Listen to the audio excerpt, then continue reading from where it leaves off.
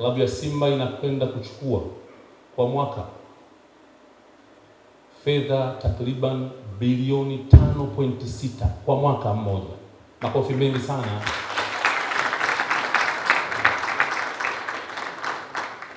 Hivyo basi, mambo yako mengi, faida ziko nyingi, nisingependa mimi nitaje yote. Nimkaribishe kwenu, mbele yenu, mshindi wa zabuni hiyo, Jairuti Investment Company Limited.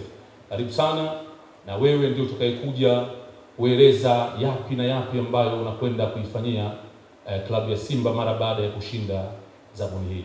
Asante sana na karibu.